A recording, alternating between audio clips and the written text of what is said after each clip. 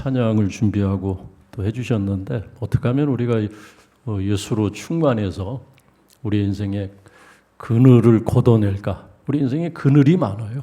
그늘이 이렇게 보면 다 그늘이 있어요. 저도 숨겨진 그늘이 있습니다. 걷어내야 되는데 그 그늘 때문에 근심하고 걱정하고 불안해하고 두려워하고 마음이 좁아지고 그거 숨기고 살아가는 거 피곤하지 않습니까? 그거 없는 척 멀쩡한 척 하고 살아가는 게 피곤해요. 근데 예수로 충만하면 그리스도 예수 안에 있으면 누구든지 새로운 피조물 된다고 했던 것처럼 날마다 우리가 우리의 겉사람은 세월을 이기지 못하지만 우리의 속사람은 날마다 새로워지면서 기쁨과 또 소망이 있는 그런 삶 살아가는 것 우리를 향하신 하나님의 뜻인 줄로 믿습니다.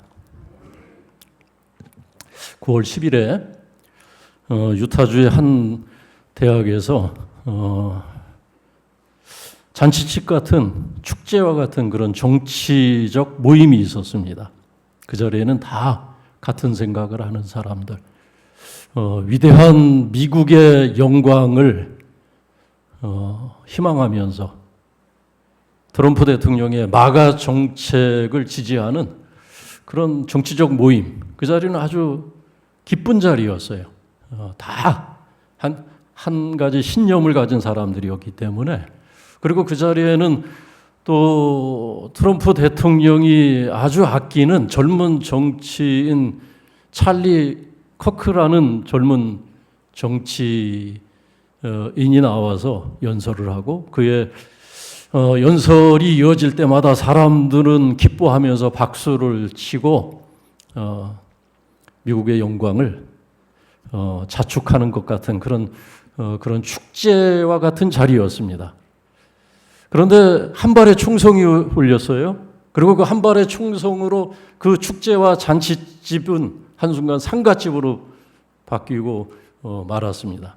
한 발의 총성이 울리고 놀랍게도 앞에서 연설을 이어가던 찰리 커크라는 젊은 정치인이 목을 잡고 쓰러지면서 목숨을 잃는 그런 안타까운 일이 있었고 트럼프 대통령은 그 소식을 듣고 조기를 모든 관공서의 조기를 9월 14일 오늘까지 달 것을 명령했다는 기사를 읽어보았습니다. 총성 한 발에 잔치집이 상갓집이 되었습니다. 그와 비슷한 일이 얼마나 많은지 몰라요. 우리는 이제 잔치집인가 보다, 이제 평안하게 이제 즐기면서 축하하면서 그동안의 모든 수고와 노력이 보상을 받으면서 이제 좀 편안한 삶을 살겠지 했는데 그 순간 그 잔치집이 상갓집이 되는 것처럼 뜻하지 않은 일들이 우리의 삶에 벌어지면서 한순간 판이 바뀌어버리는 그런 일들이 세상에 너무나 많이 있습니다. 아니 또 그런 어떤 특별한 사건이 아니더라도 우리는 내 인생에 이제 잔치집은 끝났다고 생각하면서 체념으로 살아가는 경우도 많이 있습니다. 이제는 내리막길이다. 이제는 우리 인생에 뭐 좋은 일 볼 것이 뭐가 있겠나. 이러다가 이제 끝나는 것이지. 이러다가 이제 하나님 앞에 가는 것이지 하면서 감격과 감사와 흥분을 잃어버린 채 그냥 우울하게 체념한 채 어떻게 하겠나 하면서 희망도 놓아버리고 꿈도 놓아버리고 그렇게 우리가 잔치집 인생을 살아야 될 것 같은데 예수님께서는 성경에서 우리에게 하신 말씀 아무것도 염려하지 말고 살라. 내가 너에게 평안을 주노니 그 평안을 지키면서 살라. 성경은 우리에게 항상 기뻐하면서 감사하면서 그렇게 여러분 기뻐하고 감사하는 삶이 뭐예요? 잔치하는 삶이에요. 축제하는 삶.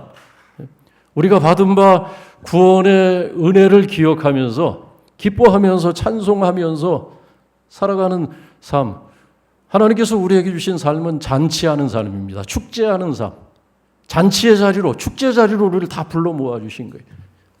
그런데 많은 경우에 우리는 잔치하는 하는 삶이 끝나고 이제는 더 이상 아무런 기대도 하지 않고 그렇게 살아가는 우리를 향해서 성경은 우리의 속사람은 후패하지만 우리의 겉사람은 후패하지만 우리의 속사람은 날마다 새롭도다 하면서 우리가 계속해서 기뻐하고 감사하는 삶을 살 것을 촉구하고 있습니다. 그럼 어떻게 그렇게 살아갈 수 있을까? 어떻게 시간을 거슬러서 우리는 어떻게 날마다 감사하면서 기뻐하면서 잔치하면서 살아갈 수 있을까? 그 질문을 갖고 그 질문을 던지면서 오늘 본문의 말씀을 읽을 때에 오늘 본문의 말씀을 통해서 하나님은 우리에게 그 답을 오늘 말씀을 통해서 주실 줄 믿습니다. 2000년 전 가나안 혼인잔치 그 자리에 마리아가 있었고 예수님과 그 제자들도 초청이 된 그런 자리였습니다. 아마 이 마리아 가정과 어떤 관계가 있는 친척의 결혼이 아닐까 싶어요. 마리아가 여기 어떤 문제가 벌어졌을 때 마리아가 굳이 나서는 것을 보면은 아마 마리아 가정에 어떤 혈연 관계가 있는 그런 집의 잔치 자리였습니다. 근데 문제가 하나 있었어요. 잔치 자리라면은 기쁨과 흥이 계속되어져야 하는데 그 기쁨과 흥이 깨질 수밖에 없는 그런 상황이 벌어졌습니다. 어떤 거죠? 어떤 상황이 벌어졌습니까? 여러분 잔치집에서 어떤 음식이 있는데 그 음식이 떨어진 잔치집의 분위기를 그 당혹함을 한번 상상을 해보세요. 옛날에 시골에서 요즘은 뭐 다르지만 옛날에 시골에서 결혼잔치 하면은 국수가 떨어졌다. 뭐 눌린 머릿고기가 떨어졌다. 저희 동네에서는 제 기억에 그랬던 것 같아요. 잔치국수 나왔고 그 다음에 조금 좀 형편이 좋아하니까 갈비탕이 나왔던 것 같아요. 근데 항상 눌린 고기가 있었어요. 상에 눌린 고기. 막걸리가 항상 상에 흥건하게 넘쳤던 것 같아요. 어디 우리 권사님 중에는 옛날에 다녀왔던 저 지방에 호남제방이었던 것 같아요. 지금도 그 얘기를 몇 번 저한테 하신 기억이 있어요. 그때 그 권사님 결혼잔치에 갔다가 삭힌 홍어 먹은 것이 아주 지금도 혀끝에 그 맛이 남아있다는 얘기를 하시는 걸 보니까 어느 지방에서는 또 결혼식 잔치에는 삭힌 홍어가 또 그게 떨어지면 안 되는 것 같아요. 음식이 떨어지고 술이 떨어지는 그것은 하객에 대한 결례가 되고 그리고 인색하다는 인상을 줄 수가 있고 준비가 덜 됐다는 그런 인상을 줄 수 있기 때문에 음식이 떨어졌다는 것은 수치스러운 일이 될 수밖에 없습니다. 이스라엘에서의 잔치는 더해요. 왜냐하면 잔치가 우리처럼 뭐 한두 시간 하고 끝나는 것이 아니라 계속 밤중까지 그냥 밤을 철야를 하면서 축하하고 춤을 추고 기뻐하고 그 결혼을 기뻐하면서 축제를 벌이는 그런 자리였기 때문에 꼭 필요한 것이 포도주였습니다. 포도주. 근데 포도주가 떨어진 거예요. 포도주가. 이 흥이 깨질 수밖에 없는 그리고 많은 하객들을 불러다 놓았는데 인색하다는 그런 오해를 받을 수 있는 그런 상황이 되어서 사람들이 걱정을 한 거예요. 이때 마리아가 나섭니다. 마리아가 그냥 못 본 채 할 수 없어서 마리아가 나섰는데 이 마리아가 취한 조치는 뭐냐면은 예수님께 고하는 것이었어요. 예수님께. 무슨 생각으로 예수님께 마리아가 고할 생각을 했는지 모르겠어요. 3절 말씀 보니까 포도주가 떨어졌다. 마리아에게 얘기했다는 거예요. 마리아가 예수님께 얘기했다는 겁니다. 마리아는 왜 예수님께 얘기했을까요? 마리아가 예수님께 얘기했다는 그 일화를 통해서 마리아는 예수님에 대한 어떠한 생각을 하고 예수를 어떤 분으로 알았는지 우리가 상상을 할 수 있습니다. 마리아에게 예수님은 그냥 자연인이 아니었어요. 그냥 보통 여러 한 가정의 아들들, 자기의 아들로 생각하지 않았다는 게 분명합니다. 자기의 아들로 그냥 여러 남자들 중에 청년 중에 하나로 예수님을 생각했다면은 그 자리에서 예수님께 가서 포도주가 떨어졌다 얘기할 필요가 없었을 겁니다. 예수님께서 또 그 상황에서 나와 상관없는 일입니다. 내가 나설 때가 아닙니다. 라고 얘기했을 때 또 마리아가 그 하인들에게 한 말을 보면은 마리아는 예수님을 특별하게 생각을 했어요. 특별하게 생각을 했어요. 보통 사람들이 예수님을 알고 있는 그런 시선으로 예수님을 바라보지 않았다는 겁니다. 종들에게 부탁을 합니다. 당부를 합니다. 그가 무슨 말씀을, 예수가 무슨 말씀을 하시든지 그대로 하라. 그대로 하라고 얘기했어요.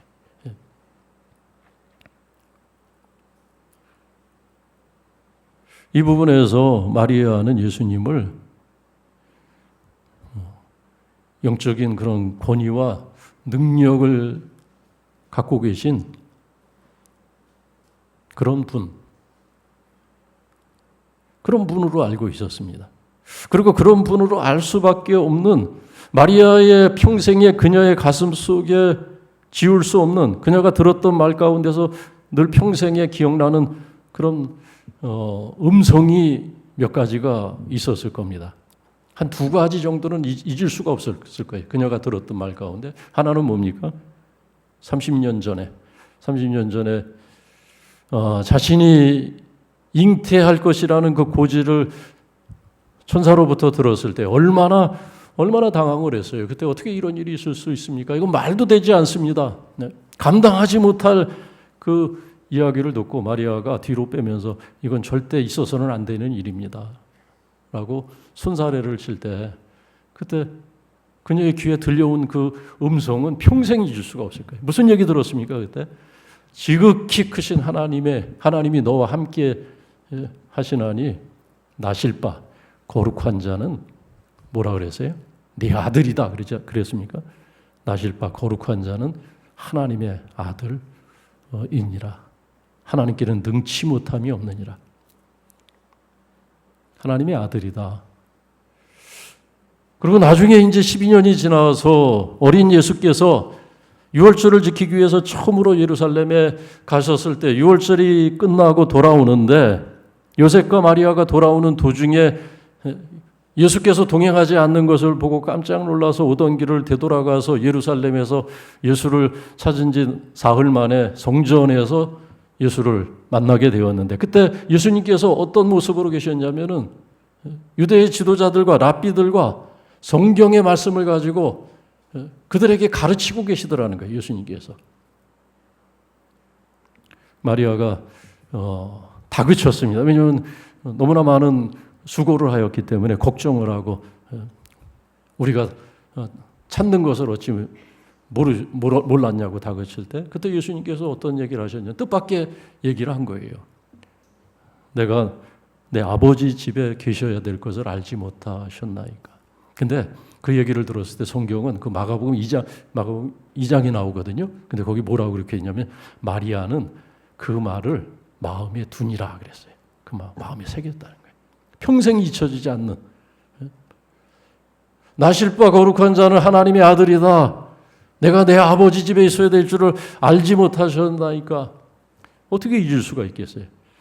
그런 말씀이 마리아의 마음속에 깊게 각인되어 있었기 때문에 이런 상황이 벌어졌을 때 사람들은 예수님이 선지자 중에 하나다 아니면 지혜와 지식에 능한 랍비다 여러 말로 예수님을 어떤 사람은 그저 갈릴리의 목수의 아들이다 라는 말로 예수님을 제안하고 오해하고 그리고 그러한 잘못된 지식 때문에 인식 때문에 주님 앞에 선뜻 나오지 못하는 사람들이 부지기수였는데 그런데 놀랍게도 예수님과 가장 가까이에 있었던 마리아는 예수님이 어떤 분인 줄 너무나 잘 알고 있었어요. 그는 하나님의 아들이시고 내 아들이 아니라 하나님의 아들이고 그리스도가 되시고 그리고 이러한 그 특별한 상황에 응답할 수 있는 길이 되시는 인생의 답이 되시는 그 능력이 그분에게 있다는 것을 알고 그 앞에 나와서 구한 것 아니겠습니까?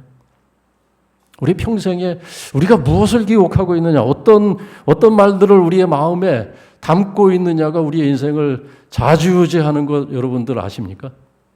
어떤 사람은 평생에 들었던 한마디 말 때문에 인생을 망치는 경우가 있어요. 부모에게 들었던 상처되는 말, 그 말 한마디 평생 지우지 못하고 그것을 되씹고 곱씹고 되새김질하면서 인생을 괴롭게 사는 분들이 있어요. 딱 한마디 말 부모에게 들은 것, 그것 때문에. 또 어떤 분들은 학교 다닐 때 선생님에게 들었던 칭찬의 말 하나, 너는 참 특별한 아이다, 뭐 이런 말 한마디, 별거 아닌 것 같은 그 한마디가 그 아이의 마음을 평생에 그 아이의 마음에 남아서 그 자존감을 지켜주고, 그리고 그렇게 특별한 사람이 되기 위해서 애쓰고 노력해서 결국 특별한 사람이 되는. 여러분, 우리는 많은 것을 배우고 많은 것을 공부하지만 대부분은 다 마치 쓸려 내려가는 빗물처럼 다 지워지고 없어집니다. 그런데 우리의 마음속에 남는 것 몇 마디가 있어요. 그것이 부정적인 말일 수도 있고 긍정적인 말일 수 있고, 그것이 우리의 인생을 지배하는 것, 여러분들 아실지 모르겠어요. 저도 제 마음속에 평생에 지워지지 않고 남는 몇 가지 말이 있어요. 안 좋은 말도 있고 좋은 말도 있고. 근데 그래서 항상 좋은 말, 항상 내 인생에 힘이 되었던 말, 그것만 생각하려고 애를 쓰고 있습니다. 여러분, 마리아의 인생을 지배했던 하나님의 말씀, 주님의 말씀 몇 가지가 있었어요. 그것 마음에 두었다는 겁니다. 오늘도 그 말씀 때문에, 그 말씀을 기억하였기 때문에 예수님이 누군지 정확히 알았고, 그리고 예수님이 어떤 분인지 정확히 알았기 때문에 그 앞에 나올 수가 있었던 겁니다. 얼마 전에 우리나라에 방문했던 빌 게이츠, 뉴키즈에 나왔는데 이재석 씨가 물었어요.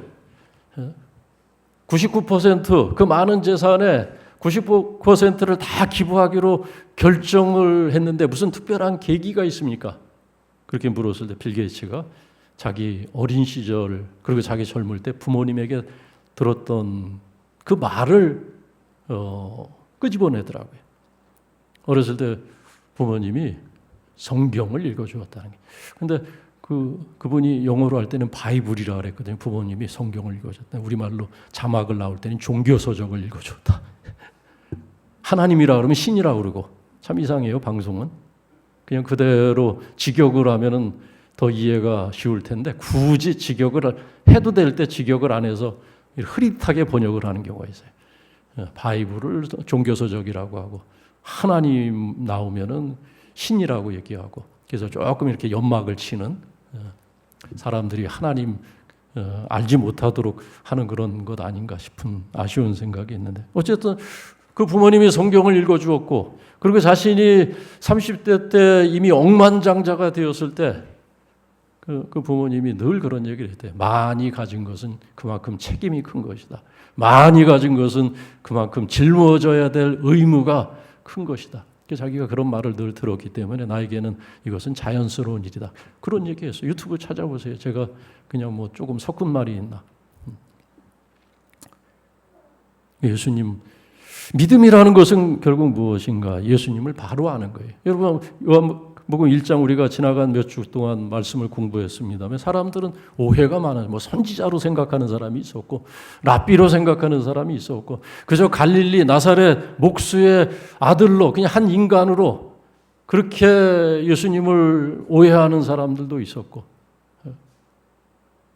예수님의 제자들 가운데서도 예수님을 끝까지 바로 알지 못하는 그런 사람이 있었어요. 오늘 우리가 예수님을 믿는다고 하지만 우리가 잘못된 편견에 갇혀서 예수님을 바로 하나님의 아들로 알지 못하고 그리스도로 알지 못하고, 예수님은 그렇게 끊임없이 요한복음을 통해서 나는 빛이다, 생명이다, 진리다, 내게 오는 자는 목마르지 아니할 것이요 줄이지 아니할 것이요 끊임없이 말씀하시는데, 우리는 어떻게 보면 내가 알고 있는 그 짧은 지식에 예수님을 가둬놓고 제한하는 경우가 많기 때문에 우리 삶에 어떻게 보면은 맞이해야 될, 누구든지 그리스도 예수 안에 있으면 날마다 새로워진다고 했는데, 날마다 새로워지는 삶이 아니라 날마다 퇴보하는 삶, 날마다 시들어가는 삶을 살 수도 있겠다 싶은 겁니다.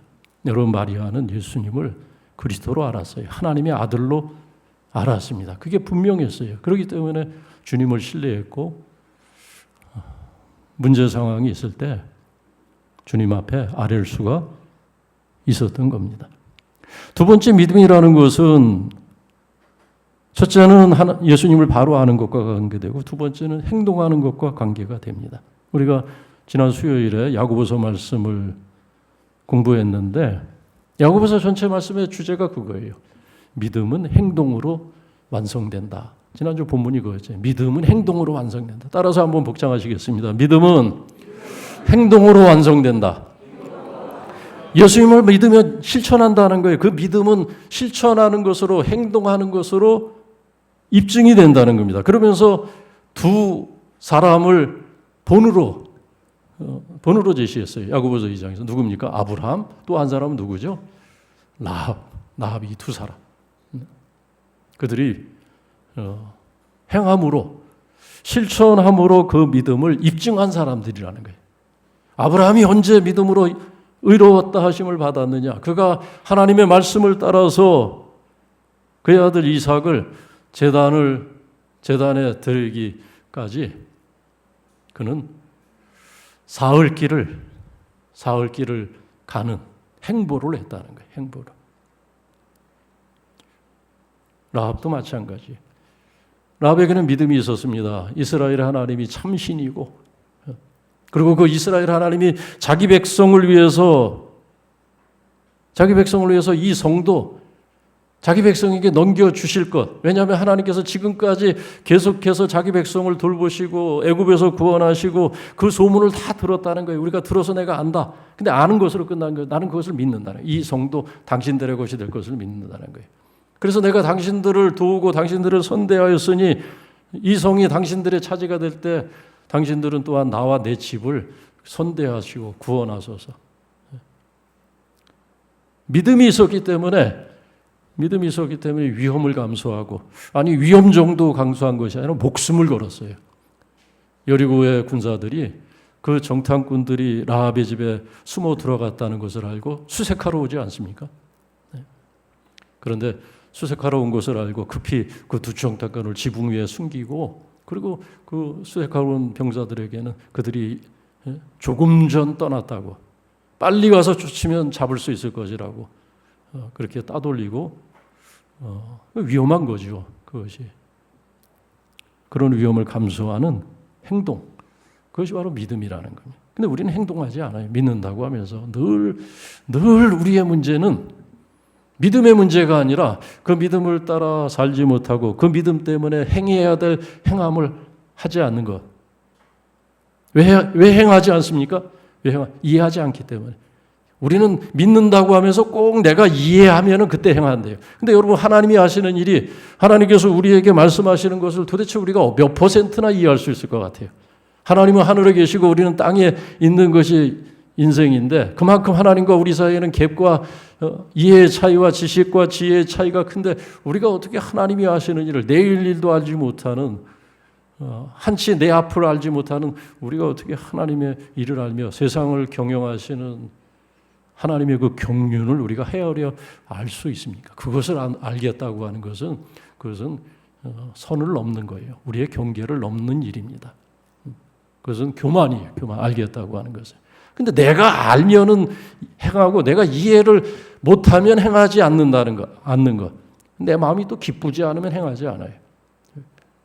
내 구미에 맞아야 돼요. 내 입맛에 맞아야 되고.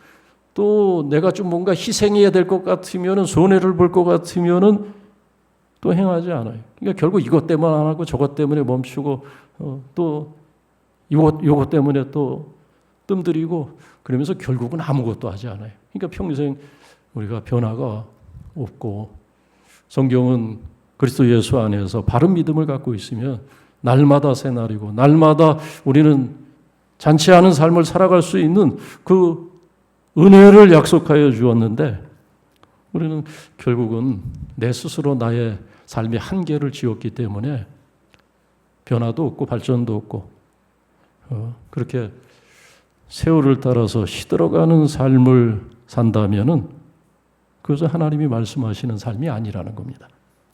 행동해야 된다는 거예요. 오늘 내가 내 믿음 때문에 행해야 될 것이 무엇인가를 고민하시기 바랍니다. 행해야 될 것이 다 있어요. 여기 계신 분들 다 있습니다. 저도 있고요. 그것을 넘기를 바랍니다. 믿음은 세 번째 인내를 담보하고 있습니다. 믿음은 인내로서 증명이 됩니다. 믿음의 사람들은 하나같이 인내하는 사람들이었어요. 여러분, 오늘 이 마리아 어떤 것을 참고 견뎠습니까? 예수님의 거절. 4절에서 예수님께서는 마리아가 진지하게 예수님께 청응한 거나 마찬가지예요. 포도주가 떨어졌나이다.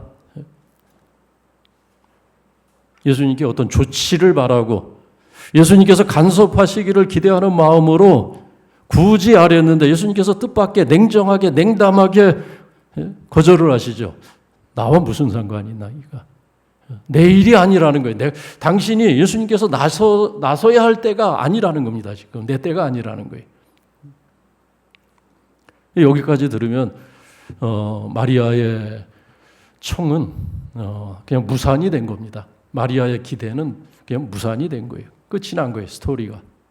그런데 마리아는 인내할 줄 알았어요. 기다릴 줄 알았어요. 그래서 종들에게 얘기를 하는 겁니다. 무슨 말씀을 하시든지 그대로 하라고 당부를 합니다. 기다린 것입니다. 예수님께서 움직이실 때까지 포기하지 않고 소망을 거두지 않고 기다린 것입니다. 저는 이 말씀을 읽을 때마다 한 가지 생각나는 여자가 있어요. 예수님께서 북쪽에 두로와 시돈을 가셨을 때 예수님이 있는 그 자리에 수로보니게 여인이 예수님 앞에 나와서 예수님의 긍휼을 구했던 적이 있습니다. 이 여인은 어떤 여인이었느냐? 마음에 큰 슬픔이 있는 그 딸이 하나밖에 없는 딸이 귀신이 들려서 사람 구실을 못하는 거예요. 사람 구실을. 이 여인이 예수님에 대한 소문을 듣고 예수님 있는 그 자리에 나와서 내 딸이 흉악히 귀신 들렸나이다. 자기 무거운 짐을 주님 앞에 내려놓는 심정으로 자기 힘든 삶을 예수님께 구하면서 긍휼을 구할 때 이때도 예수님께서 뜻밖의 말씀을 하십니다. 정말 냉정한 아주 차가운 예수님의 말씀을 듣게 되는데 어떤 말씀이었습니까? 기억나시죠? 어떤 말씀이었어요?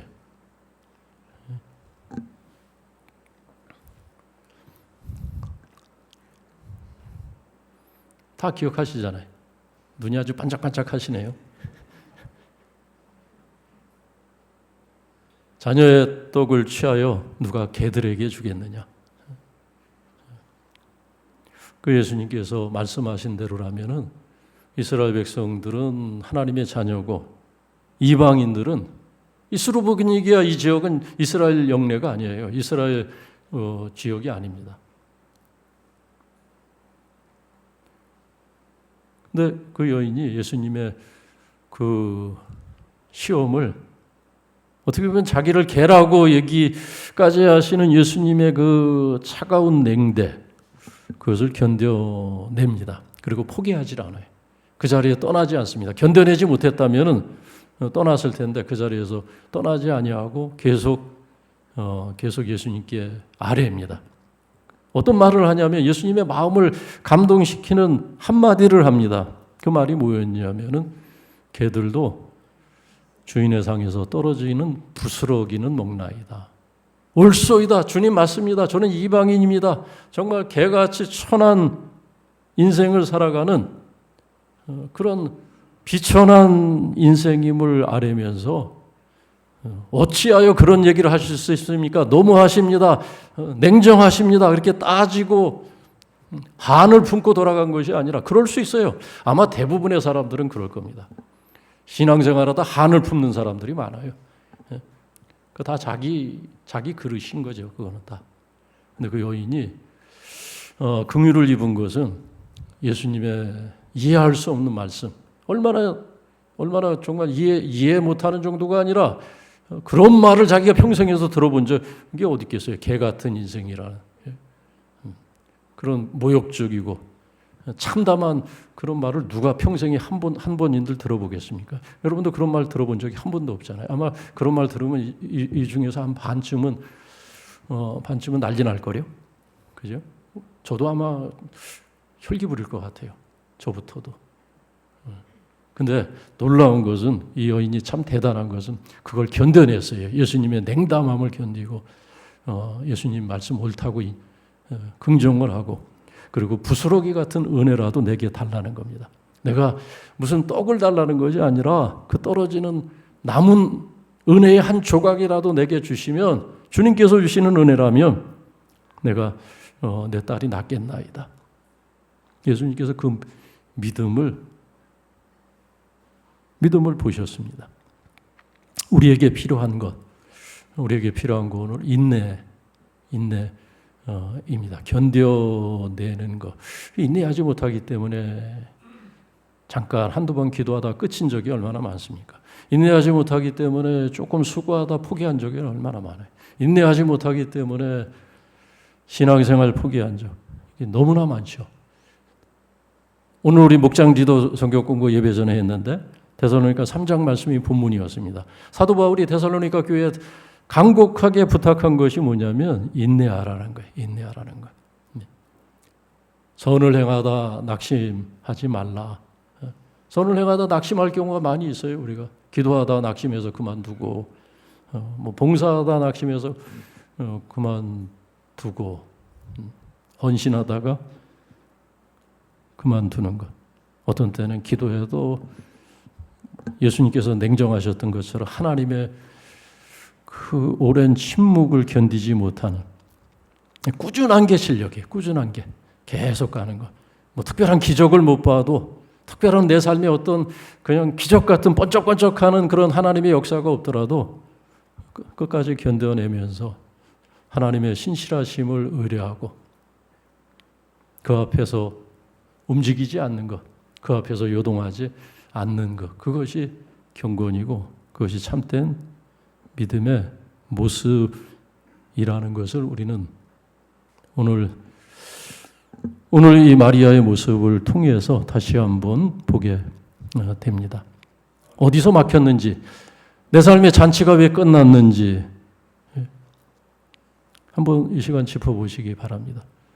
우리의 잔치는 끝나지 않았습니다. 우리는 하나님 앞에 서는 날까지 우리는 세월을 이기지 못하지만은, 그러나 우리는 날마다 잔치하면서 감사하면서 기뻐하면서 모든 상황에서 그러한 삶을 살지 못했다면 어딘가는 막혀 있는 거예요. 어딘가는. 여러분, 오늘 믿음은, 우리의 삶을 잔치자리로 이끌어가는 믿음은 예수님을 바로 아는 것. 예수님은 선지자가 아니에요. 성인 중에 한 분이 아닙니다. 4대 성인, 5대 성인 중에 한 분이다. 이런 그런 쓸데없는 얘기에 갇혀 있으면, 예수님 말씀대로 길이요 진리요 생명 되시는 하나님의 아들 되시는, 우리의 인생의 답이 되시는 우리의 구원자고 하나님의 아들 되심을 분명하게 믿어야 합니다. 알고 믿어야 돼요. 그것을. 그리고 결국 그 믿음이 열매를 맺는 것은 행함을 통해서 열매를 맺는다. 아니면 매일 사랑한다고 얘기하면 뭐합니까? 지난주 수요일에도 그 얘기를 들었는데, 매일매일 사랑한다고 편지하면 뭐예요? 찾아가서 꽃 한 종이 전하는 것이다. 그래서 매일매일 편지 썼는데 결국 실패하고 매일매일 편지 전달해준 우체부하고 결혼했다 그러잖아요. 소심해서 그 앞에 나타나지 못한 거예요. 행동이 없었던 거예요.